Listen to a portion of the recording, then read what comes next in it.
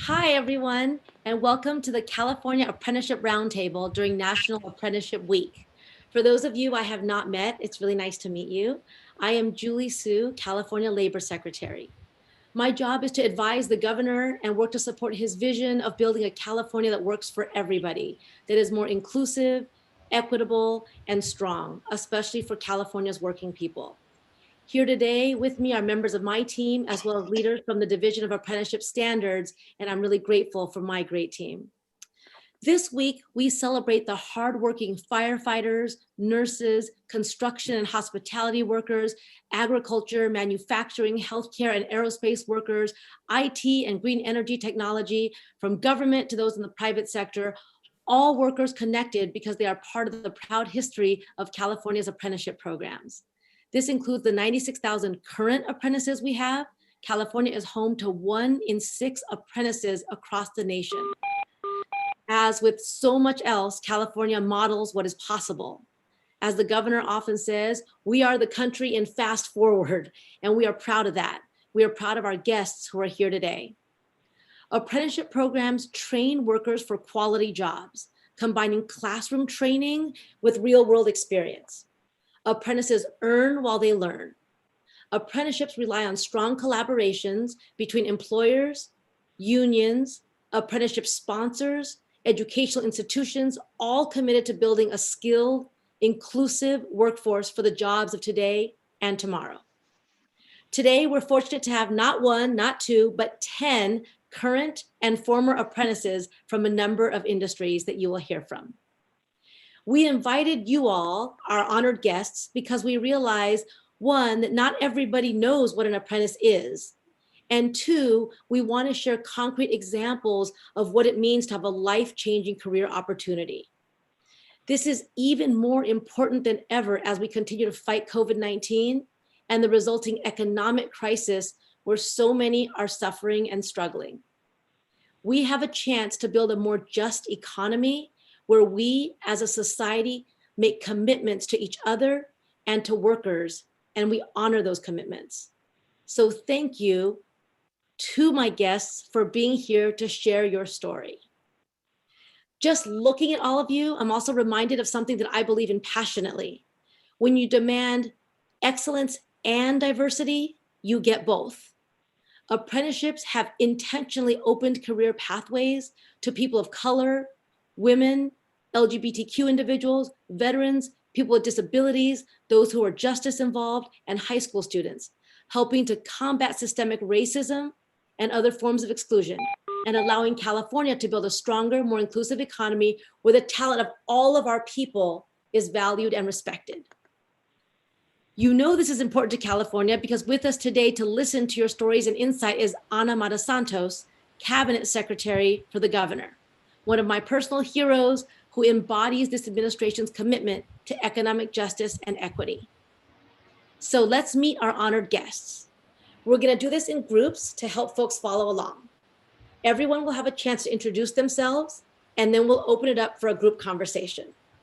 So I'm going to start by introducing Carlotta Blow and Robert Ward from the Los Angeles Hospitality Training Academy, or HTA, in Los Angeles. I was really honored to cut the ribbon when the Academy first opened in May 2019, where I got to meet the participants, instructors, HTA staff, leaders from Unite Here Local 11, and employers. Carlotta, I'm going to start with you.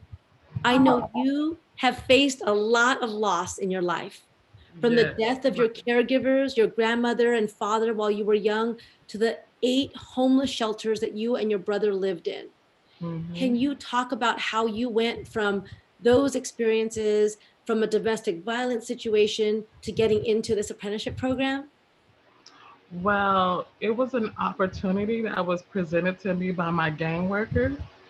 And then when I went to see what it was about and how, when they say their family, they really like stuck with me, helped me understand what I was doing wrong in interviews. They helped me understand what I needed to do to focus and get to class on time and be on time.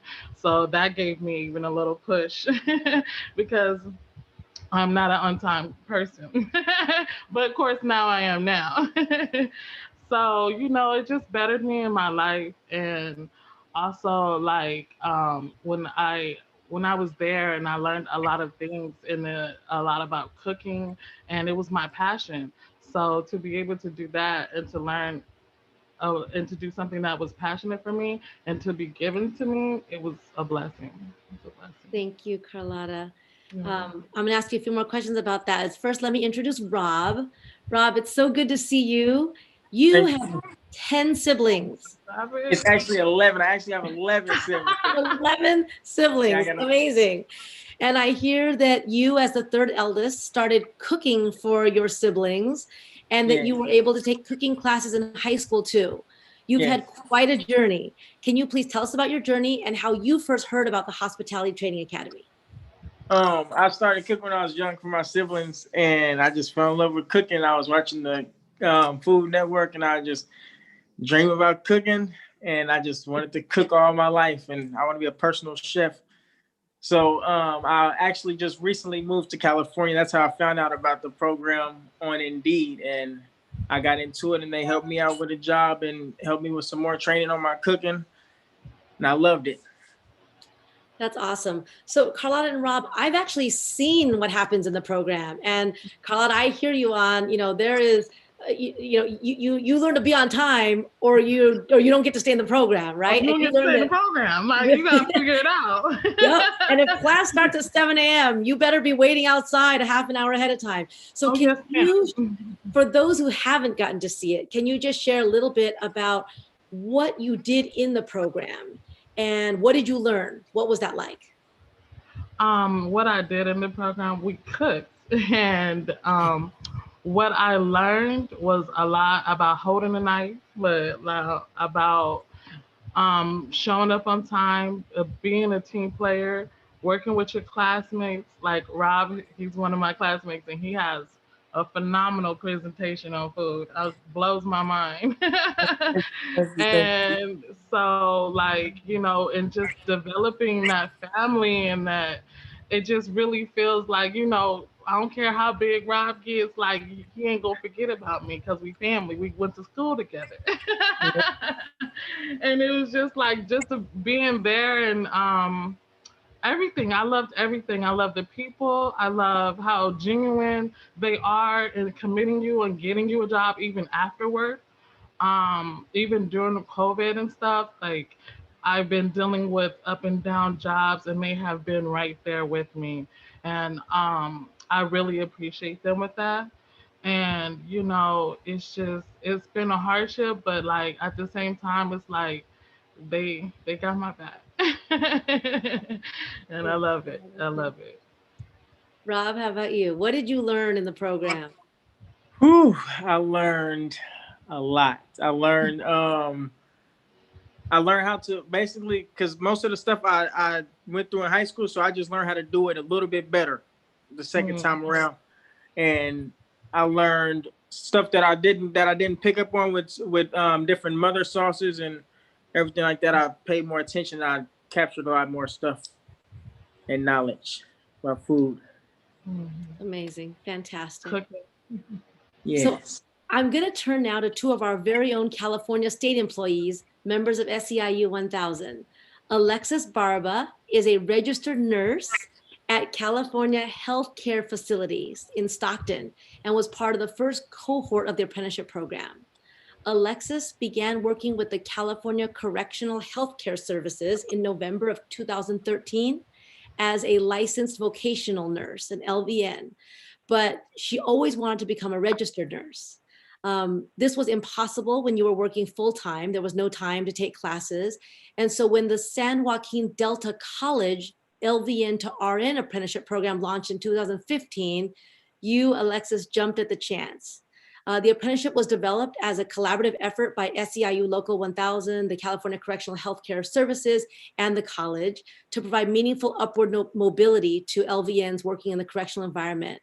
So Lexi, tell us how you first heard about the apprenticeship and what led you to go for it. I first heard about the apprenticeship. They sent out an email to all the SEIU and LVNs to apply for this program. And it really didn't show too much details. It just said Delta. And I was like, Delta RN? I've been trying to get into that. Oh, wow. This is going to, in the application mentioned that whoever is selected, it would be full-time school, but part-time job hours, but you still get your full check and you still get your full benefits as if you were working full-time. I said, this is perfect. I mean, there had to be over 300 applicants that I can vaguely remember. And 2 of us were picked out of all of the applicants. And I just remember being pulled into this chief nursing executive office and not really knowing why, it was just, the energy was there of all of the management, and it was me and one more girl, LVN to the RN, that got picked, and they surprised us right there and then with the greatest news that changed my life. It was the happiest moment. It was like speechless moment, and it was a Friday afternoon, like right before 5 p.m. And they said, Alexis Barba, you're going to start the LVN to RN program Monday with all of those benefits explained to us. And it changes your life. It really changed your life. That's so great, Alexis. You really highlighted, the initiative that it takes, but also the demand, right, for these kinds of programs, which is why we're really committed to trying to find more opportunities like that. And just the model of being able to earn while you learn is so critical. Yes. So I'll also come back with more questions for you, but let me introduce Syed Shabir Hasnat, an Information Technology Associate at the Department of Social Services. In August 2007, Shabir, you joined the California Department of Social Services as a Disability Evaluation Analyst, and in 2011 enlisted in the United States Army Reserves as a Signal Support Specialist. Shabir, can you share a little bit about your journey? How and why did you choose to become an apprentice?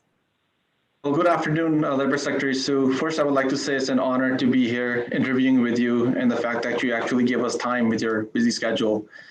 I had done IT before joining state service 13 years ago. And over the time period, I became an analyst, and I really learned a lot, but that was not my dream job. I went in the Army because I liked IT, and after that, I started applying for jobs, but I got no opportunity to do that because it's a very competitive environment, and even if you have military experience, it's really hard for civilians to really translate that and understand the work that we perform in the military.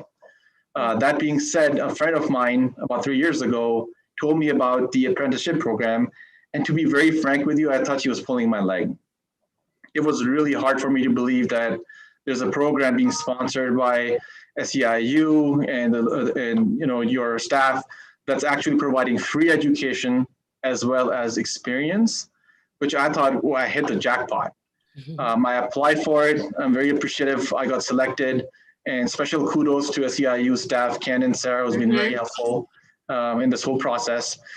I got the experience that I needed from there, and that was the main reason why I joined, is because without formal education, it's very hard to compete with people who have education. Without actual experience on the state side, it's very hard to get in. And that actually did give me the edge to get hired eventually in CDSS. And last thing I wanted to mention was the fact that other than CDSS, I'd applied for other departments, and they had selected me too after doing the program. So it was not just my own department that was willing to hire me because of this program. That's so fantastic. Well, congratulations to both of you. I think you answered a question that I think everybody who's listening would want to know is, how did becoming an apprentice open doors to you that would not otherwise have been open? Like, where do you think you would be if you didn't have the apprenticeship program? How has it opened up, a path that maybe you wanted for yourself but didn't see a way to get to without it? Go ahead. I definitely feel that this apprenticeship does change your life. It brings you it brings you to a place where you're allowed to help others and give back others and inspire others to keep going, that, you know, this is something that's happening. Let's all get together and let's all do this together so that it could just keep going. Like, this apprenticeship needs to be expanded to everybody. And I just love seeing it come from what it first started to seeing all the other apprenticeships here now. It's just so heartwarming to see that California's coming together, and the unions are coming together, and the employers are all coming together to invest in, you know, different groups and different aspects of all down the line, as you explained earlier, Secretary Sue, of, you know, the diversity of giving back to us and giving us a chance. Because before this, it felt like a long shot. Like when is it going to happen, and will it ever happen? But we just kept on pressing and going. And then this happened. It was a jackpot. It really changes people's lives, and it really changes people's attributes of, you know, looking forward and wanting to help others as well. Wonderful. Thank you so much. So let me jump to some of the workers who make up the California building trades. We have Ricky Rivera, who apprenticed with the United Association of Plumbers and Pipe Fitters, Local 342 in Concord. Ricky has worked on HVAC systems for Climate Pros Heating and Cooling since June of 2019, where she began as their first female apprentice. I'm also going to introduce Juan Hernandez, an apprentice for Ironworkers, Local 433. Juan began his apprenticeship 3 weeks ago after going through the Anti-Recidivism Coalition's Pre-Apprenticeship program. So just a word on the Anti-Recidivism Coalition. It's a high road construction career program that trains and provides supportive services to justice-involved individuals with the aim of placing them in registered apprenticeship programs in the trades. And then we have two members of the Laborers Training and Retraining Trust of Southern California and LIUNA Laborers, Local 300. That's Jose Zazueta, who also got involved through the Anti-Recidivism Coalition and the Second Chance Boot Camp Pre-Apprenticeship Program. I just want to note that Jose just got off work as we were jumping on and is taking this from his car, showing just how working people make things happen. And then Eurena Hernandez, who is also amazing. And she's a mom who has just given of herself to grow and learn. She works in trenches, laying pipe, and now she's encouraging other women to jump into apprenticeships and into union work as well. So hi to everybody. Ricky, I'm going to go to you first. Ricky, what is unique about your apprenticeship? What is it that kept you engaged, wanting to come back day after day?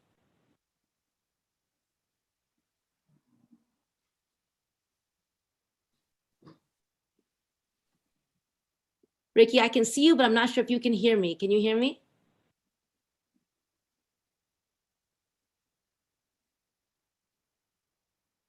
Ricky, you might be on mute.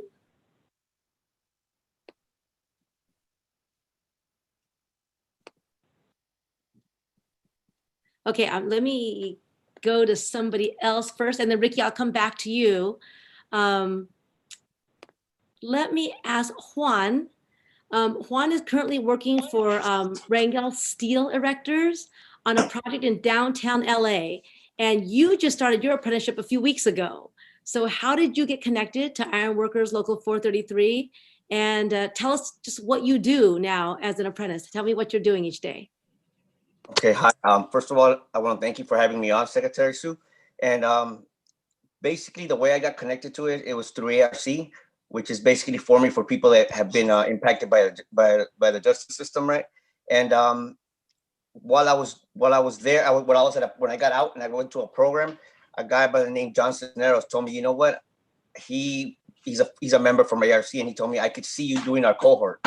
And I joined cohort 10, and I mean, the program was it was pretty intense. We would get up like at 4 a.m, just to go make it to a hike, and all join together. And then by 6 o'clock we'd be done, and we would be on Zoom for like about 6 hours a day.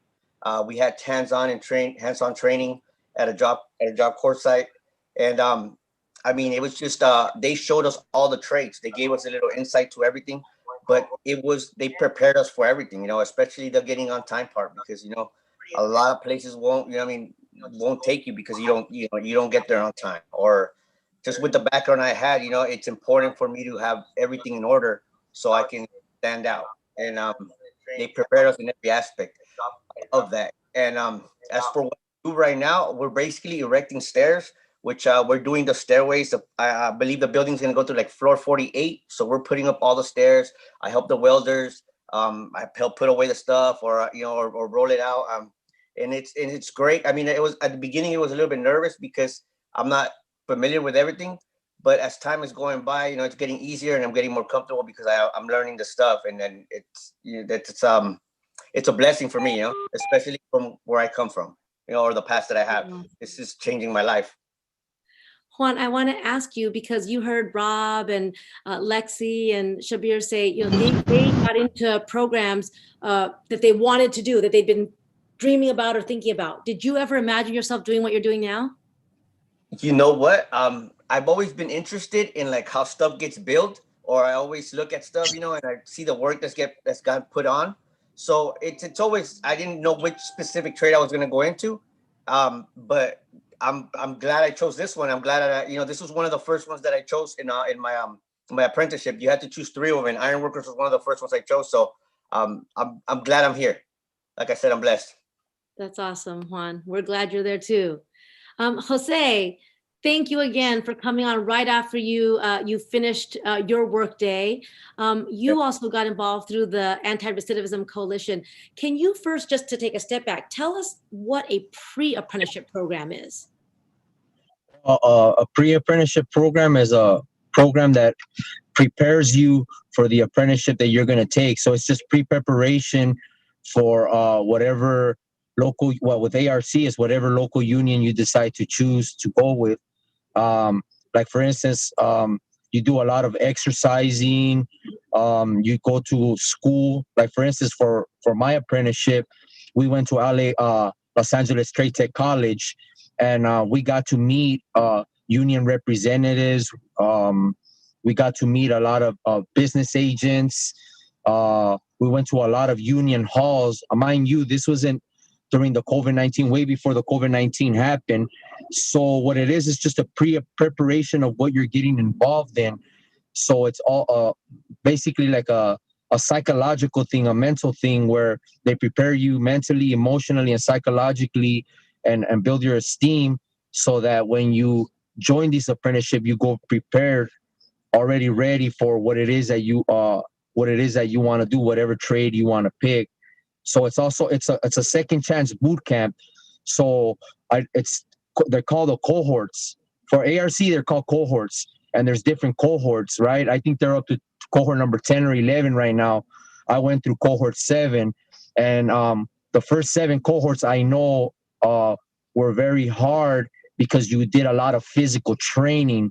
You actually did like, for instance, moving planks and sandbags.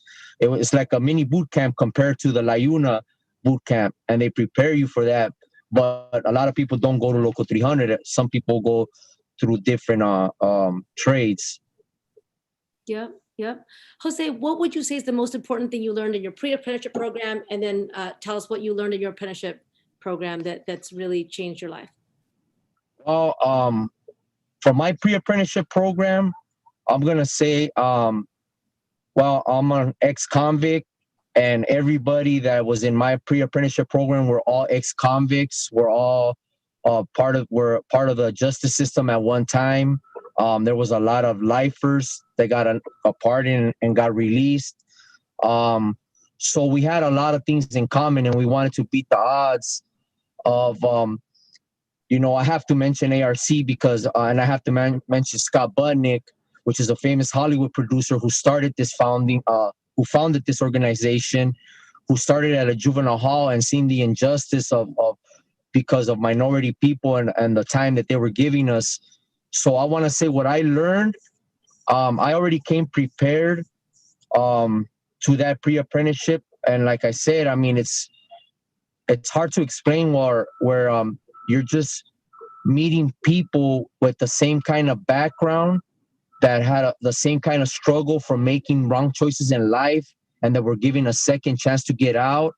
And then with this apprenticeship gives you the aspiration and the hope that you can overcome that obstacle, and you're not just another statistic of what a CDC statistic is, or recidivism, right? Well, they say at one time 85% of ex-convicts return back to prison, and you know, I wanted to beat those odds. And that's what this pre-apprenticeship thought. First and foremost, like I said, it's a lot of emotional and psychological help, a lot of communication. We got to meet city officials. I mean, I took pictures with the mayor of Los Angeles. I mean, business agents and people in the building trade. I mean, people up there, you know, that with no kind of criminal background, and I was able to communicate with them without any problem. So that happened to a lot of us, and that prepared us to go into work. And I chose the construction field because I did my homework, and Los Angeles itself is going to be under construction for the next 10 to 15 years, especially with the Olympics coming, you know. So there's a lot of opportunity, the benefit package, you know, if you're married or if you have children, you know, what that provides for them, you know. So for me, it was, I'm going a little too long. For me, it was psychological, emotional, financial. It was everything. Good for you, Jose. No, that's awesome. That was perfect. Thank you so much.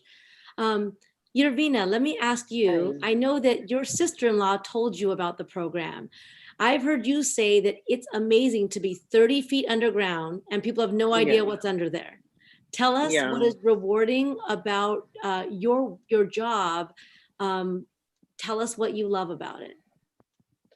You know what? There's everything about it is rewarding, because every day I learn something new. Every day I learn something else. Like, I mean, it's not only just laying pipe 30 feet down, it's laying the the plywood, putting on the jacks, like knowing how much pressure you need to put on a jack to be able to hold it. Like, it's just so many different things. Like, I mean, and not only that, it's just, you know, right now we're building the tunnel because we're doing the Purple Line extension, and it has to be done before the Olympics. So right now we're building the tunnel. So now it's like not just pipe, it's a tunnel. Now it's expanding more, and it's just amazing what I get to experience and what I get to learn every day. Like, every day is just learning and Sounds learning. amazing. It sounds amazing.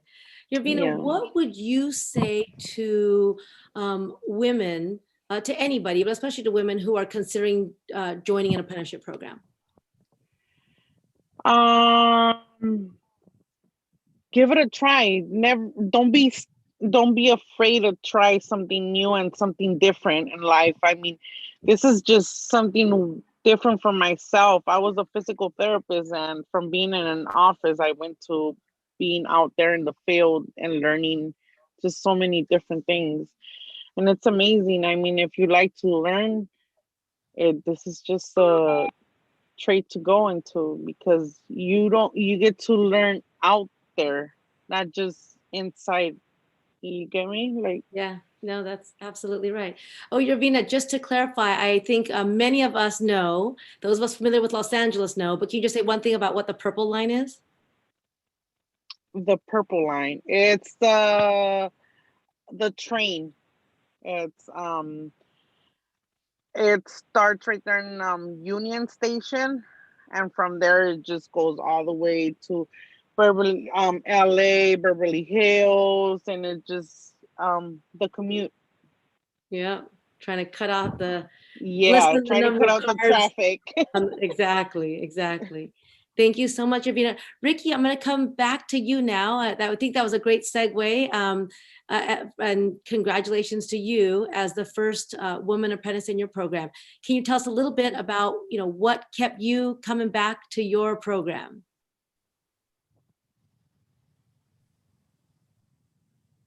And Ricky, you might still be on mute.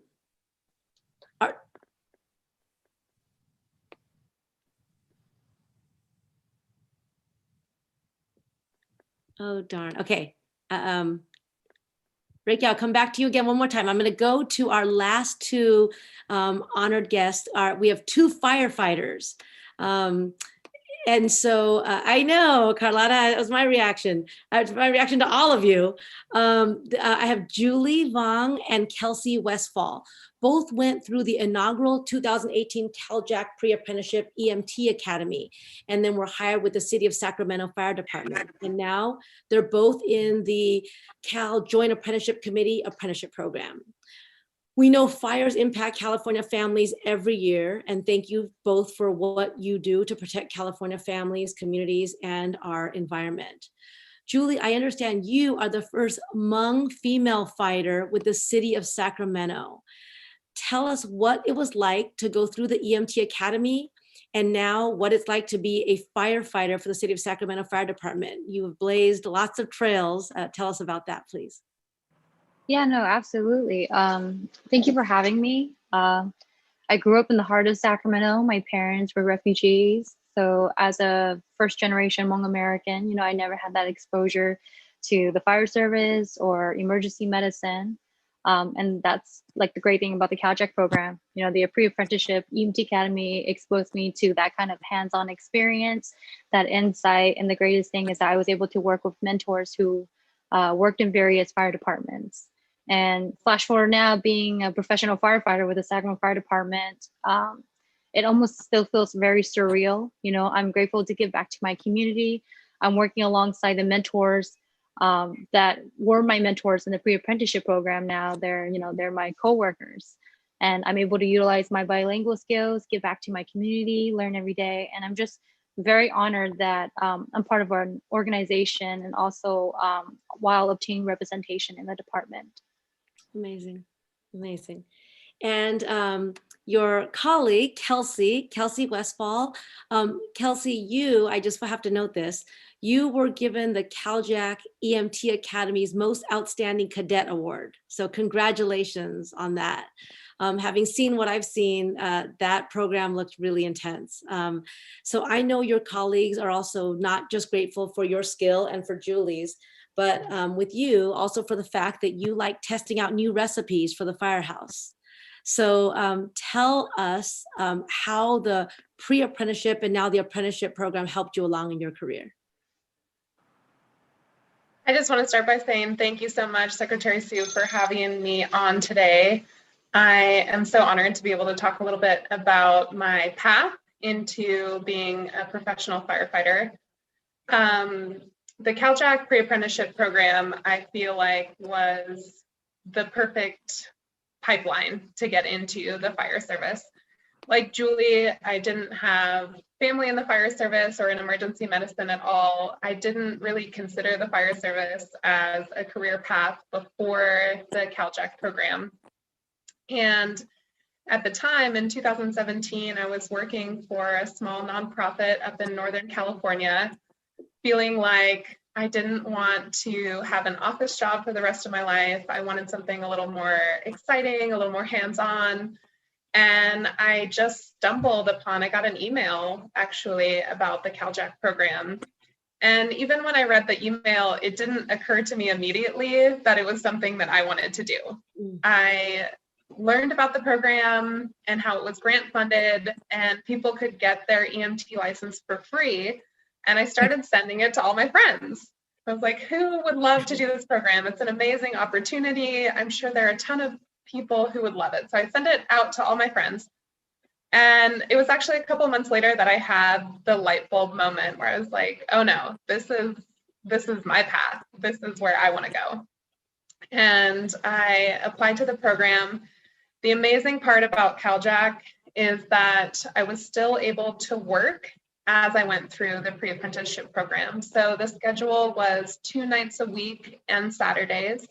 So I was able to keep my full-time office job and go to the EMT Academy. And at the end of the academy, I had my EMT license. The CalJack Academy also paid for us to test through the Firefighter Candidate Testing Center. We took the written exam, we took the physical exam, and that allowed us to get on the statewide eligibility list that fire departments all over California use to hire from. So it literally gave us all of the resources and skills that we needed in order to get hired with a fire department. And I honestly don't think it would have happened for me, or at least not nearly as quickly as it did without the CalJack Academy. That's fantastic. Thank you, Kelsey. Because I'm going to go to Ricky really quickly while we have you. I finally fixed my We settings. got you. Guys. Now speak. We've been waiting for you to speak. Tell us about your apprenticeship program. Tell us why what it means to you. It like many others have expressed, it changed my life. I came upon it unexpectedly, and it was at a time in my life. I'm about to be 45 years old. There's a lot younger peers that I had when I was going through the program, and I felt a pressure in some sense, but I'm thankful that I maintained that perseverance and determination and didn't allow my own self to discourage myself from the opportunity once it was presented to me, because so many more doors and windows were open that I was unaware of as I braved through that darkness of the unknown, because I wasn't familiar with the trade, my HVAC refrigeration, but I was willing to learn and I was eager to learn.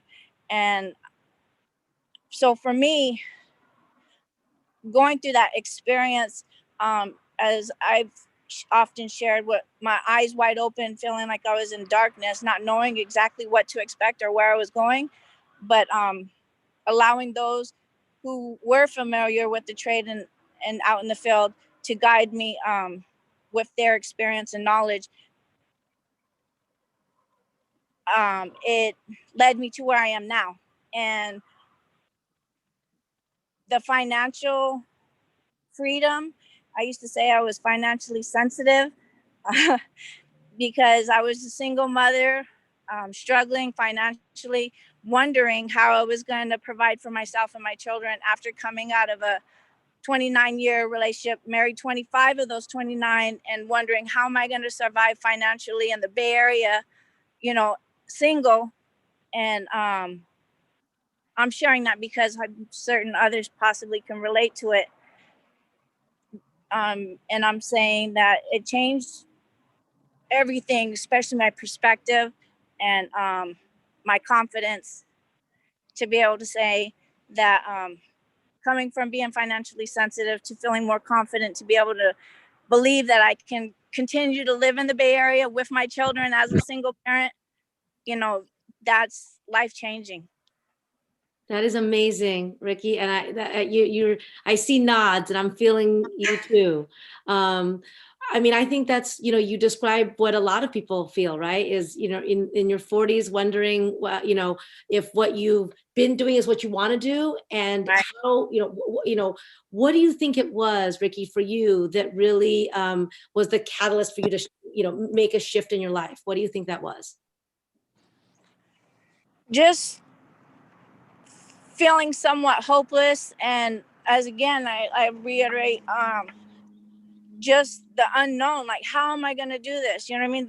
I know that others, could relate to being concerned, how you're going to afford to live, through then this is prior to the pandemic, but with the pandemic, it only enhanced it. But I was just wondering, and not knowing exactly how I was going to do it, and being brave enough to come out of a 29-year relationship and choosing to be single in my mid 40s, with children, and just not knowing and just believing and being confident in what it took. I was willing to, give and put into and invest. And so Yeah. I'm just Yeah. here to say that others can do it if I can do it, and I'm willing to share because it is possible. You're capable, even if it's something that you're not familiar with, because I wasn't previously experienced in this trade, you know, but when you're willing to, you know, invest in yourself and persevere, your opportunities are there. Well, They're that there. is just so perfect, Ricky. I'm going to pick that up and ask a question to the whole group. But let me first just say that it's clear that this group, you know, you're diverse in many ways, and including what the stories that you shared, right? Some of you are fulfilling a lifelong dream. Some of you are doing something you never expected to do, didn't imagine yourself doing. Some of you made, you know, shifts at points in your life. Some of you thought, you know, if I could just find an opportunity, I will be able to move to the next level that I want to be at. And some of you found the program because you were in an organization or had a mentor, or somebody told you about it. And a lot of you described finding it by accident. So let me just ask you, well, and let me just also note that I think one thread throughout what everybody said was your deep sense of gratitude. There's just such a sense of gratitude that you all feel for the opportunities that you've had. So I just want to reflect back to you all on behalf of the state that you live in, the state that you are giving everything to through your incredible work. On behalf of the governor and our whole team, we're grateful to you. Your stories are filling me with gratitude for what you bring to the state and just, you know, motivating me to do more to expand these kinds of opportunities for more people. So let me just ask you, for the people who are listening here, right, given how you got to where you are, what would you say to someone who wants to be an apprentice? What is it that they should do? Or, you know, what would you say to either, you know, the state or employers, you know, like, you know, why should people take apprentices? Why do we need more apprenticeship programs in California? So Leslie, please. I'll take a stab at it. Right. So essentially, my advice, you know, that I gave before too is, before going to the program, one has to be very humble. You know, you have to totally empty out your mind and forget what you know, because if you go with this attitude that I know everything, it's not going to pan out really well. I mean, and I've seen that firsthand. In my particular case, I was very fortunate that I've met supervisors, and I can take their names here and I asked them their permission, like Dan Cole, and Kelly and Anita, who actually not just treated me like an apprentice during the time of my development, but they were treating me like an employee because I was giving them respect and getting the respect back. That was one of the things. The other thing was that, you know, like many people over here have different, you know, like backgrounds. Like, you know, one of the apprentices here, you know, she went through a relationship hardship. Some people have financial hardship. I myself had a 4-year-old and my wife, to give them time and then do everything at the same time, like studying and, you know, going to the program.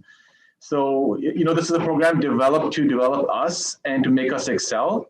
So we have to put in our every effort. And my mentality was not like, I'm going to try to make it work. No, it was like, I am going to get this done. And I did get it done. And now I'm to the point, and I want to share with all of you, is that I started off as an apprentice, I got hired. Now I'm actually the lead a technician over here, over 5 ITAs. I was given the opportunity to actually be on the interview panel board, which was a huge thing for me, for my supervisor. And that being said, it has given me the opportunity to actually move on to the next role, and I'm going to be applying for the next level up, which is ITS1. Awesome, Shabir. Lexi? I would definitely say that this giving us, investing in your employees and investing in people every day, like how you see on the screen, everyone here has a story, everyone here has a hardship, and for us to be invested on and for an employer to invest in us, we're going to give back automatically, and we're going to stay with the company who was loyal to us and who invested in us, and you're going to develop long-term relationships and long-term employees by investing in your employees in this kind of way. And that's I think you're changing people's lives and you're providing opportunity. and we're going to take it and stay loyal to our employer that invested in us and give thanks back. And by helping others and helping in any other way that we can through our union, through the governor who did the grants, and the SEIU, and our employers who are all supporting us, and Secretary Sue, thank you for having us and acknowledging us and hearing us out and acknowledging that this is actually feels good to you as well, which makes us feel good as well to hear that. Thank you. Thank you, Lexi. Such an important point about how employers benefit. Anybody else? Ricky? Yes. Is my mute? I hope I'm not muted. No, we got you. We can hear you. Okay. Okay.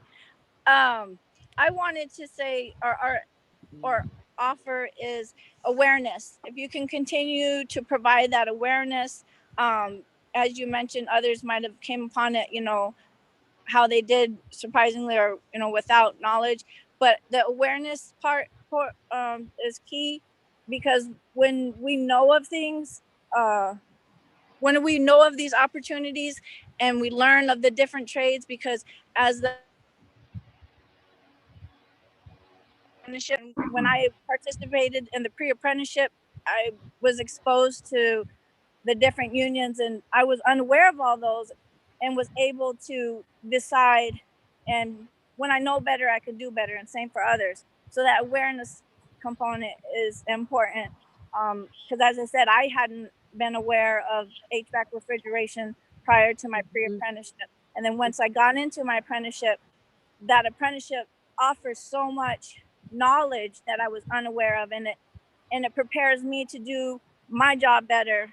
And I'm thankful for my union. I'm thankful for the pre-apprenticeship program. I'm thankful for the apprenticeship program that I'm currently in, because with that knowledge, I'm able to have more financial security.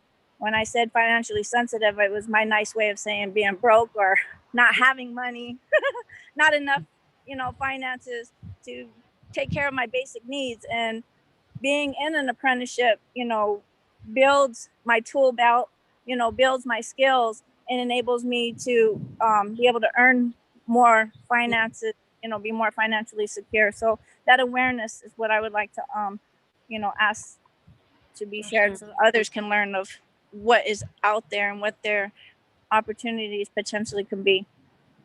Fantastic. Carlotta, did you want to say something? Of course. So for me, what I would like to offer is to not give up, not because there's been so many obstacles that I went through, between daycare, trying to juggle a job, trying to go to school, trying to wake up on time. My biggest thing was time.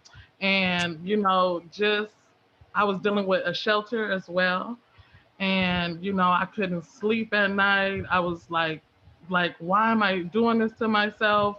And to finally be at the end of the tunnel, and when you get a tool under your belt that no one could take away from you, it's phenomenal. So what I want to give is to not give up, no matter what obstacle it is, no matter if you feel like you're going to give up once you join the apprenticeship, do not give up. Just keep pushing. Talk to your counselors or whoever you are with at that point in time in the apprenticeship, and just keep going. Because one thing I did learn was to bet on myself. And when I bet on myself, I won. That's great. Juan, anything? Yeah, for me, it's the people that helped me out were formerly in SRA too. So the people, for my advice to people would be just do the footwork, look at the programs you have. There's always programs that are willing to pay you while you go to school or while you're doing the program, which will help you. Because in my case, I just had a baby, so I couldn't not work and not have any income to pay rent or to feed my kid. And this program allowed me to do all that. So it's very important that you do the footwork, because if you don't do anything, closed mouths don't get fed either. If you don't ask questions, you're never going to know about anything. So my advice to people that have had former problem is to just ask, you know what I mean? And just look it up, look up for any program that you can think of. That nowadays you have a lot of help if you look for it. That's great. Thank you, Juan. Julie? Yeah, no, I wanted to emphasize that life is unpredictable, and that whoever is thinking about these apprenticeship programs, take advantage of every opportunity the programs offer. The most important thing is that what I love about these various apprenticeship programs is that they're continuous service and just helping people from whether it's diverse backgrounds or disadvantaged backgrounds. And so I want us to continue to highlight on that success. Inclusion is important, representation is important, and just giving back to our communities is important. And that's what these apprenticeship programs have, showed, especially just through this Zoom meeting. And I just really, am grateful that, that's what we're highlighting on, is the success of these programs and why it's very important. Oh, it's so great. I mean, one of the things that I think you all emphasize, and Lexi spoke directly to this, right, is that these programs are valuable because they are specifically about training for a quality job, right? It's not just training for training's sake. It's not training and hoping that something will happen. It's training for an actual job and being paid while you're training. And I really do think it requires the collaboration of employers who are invested, the unions and the organizations, and all the services that you all mentioned, and the educational institutions that provide pre-apprenticeship as well as ongoing educational programs. Is there a message? Ricky, go ahead. You go first. What were you going to say? I apologize. I don't want to interrupt, but I really wanted to advocate for those who might not participate. But I do recall the funding, that you guys provide for the pre-apprenticeship programs and for the other programs that are, supporting students and individuals like us, or, apprentices like us. For example, the funding for childcare or, supportive services for whatever they be, if they're for transportation, is so essential for individuals and families to be able to crawl so that they can learn to walk, per se. And the funding for those supportive services is greatly appreciated. It created, the ability to be able to be an essential worker, because I'm considered, and many of us are considered, essential workers now. And without that funding, we would possibly, never learn to walk, because we would have still been trying to crawl. And I wanted to share that because I know childcare, as another individual shared, was a barrier for me. I was concerned about early mornings. I had after school childcare taken care of, but in this trade, sometimes I start at 4 in the morning or 5, sometimes 6 in the morning. And I didn't have any childcare early AM, and that was a big barrier. I'm just sharing so others possibly could relate to that funding that you guys provide to the programs, and for apprentices like us are greatly appreciated and necessary. That's really fantastic. Thank you. I mean, Ricky, to that point, one of the things that I think it is the role of government to make sure that these systems all work well together, right? So that we take advantage of what funding there is, but also that we make that funding go as far as it can, right? So there's alignment between the different systems, the educational systems, right? The assistance for employers who are setting up apprenticeship programs, the outreach and the like. Kelsey, go ahead. Sorry, I just had to unmute myself there. I just wanted to touch back on, like you said, a lot of people came to these apprenticeship programs through different means. And for me, it was just one email, like kind of out of the blue. And so I feel really lucky that that happened for me. And I want to make sure that more people have access to these programs and know about them, and that the outreach is being done so that people understand that there are these resources. And for example, when I graduated from high school, it seemed like there were 2 options. It was going to college or going into the military. Right. And not necessarily that there's this whole world of trades out there that you can learn real skills that do allow you to get a well-paying job and be part of the middle class and support a family and all of the things that we all want to do. And so my only recommendation, I've told a million people about the CalJack program because it was such a success for me. And I just want to make sure that we're doing everything we can as individuals, but then also, at the state level, or doing the outreach to high schools and educational institutions to make sure that people know about these opportunities. No, thank you so much, Kelsey. I mean, I feel like you all, I was going to ask the question of, what would you say to employers who are considering doing an apprenticeship program, but we are now out of time. So I think the best answer to that question is just all of you, your stories, what you've accomplished, what you've overcome, what you're contributing. And so I'm just, again, so grateful to have been able to provide this forum for you to share. The only way we can make California work is for everyone to share in what we have. And part of that is about hearing each other's stories, experiences, and learning what works for each other. And so I also want to thank your employers, the labor unions who've been involved in making apprenticeships a reality. In California, of course, the California building trades have set the gold standard for apprenticeship, and so many others, in unions have made this a priority in terms of both investing in people and improving the industries that they represent. And so we're really committed to working to scale up these opportunities. And so just really want to thank you all for helping us in that mission and for just being such shining examples of the why. When we post this video, we're going to include links to the description for all the programs that you all talked about. So that'll be one way that we get the word out. And I just want to close by saying, the California dream should include a quality job for everyone who wants one, right? That should be fundamental to when we think about California, something that California gives, part of the California promise. And so we have a chance now, especially coming out of the public health pandemic and the economic crisis, to really build a California for all, as the governor says all the time. And that means that everybody should be able to flourish and where work always has dignity. And again, you all exemplify that so beautifully. And I'm just so grateful to all of you. Let me just also say that one thing is at 3:30, there's going to be a signing ceremony with the San Joaquin County High School. It's a brand new apprenticeship program. And what it does is it's going to allow high school students to become registered apprentices and to get jobs with the information technology departments, Xavier, the IT departments in their school district. So we're really excited about that. There's going to be a signing ceremony with our Division of Apprenticeship Standards Chief, Eric Rude, and those apprentices themselves.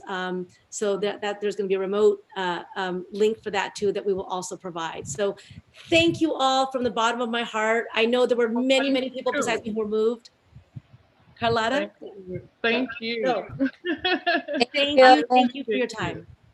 I know it's really valuable.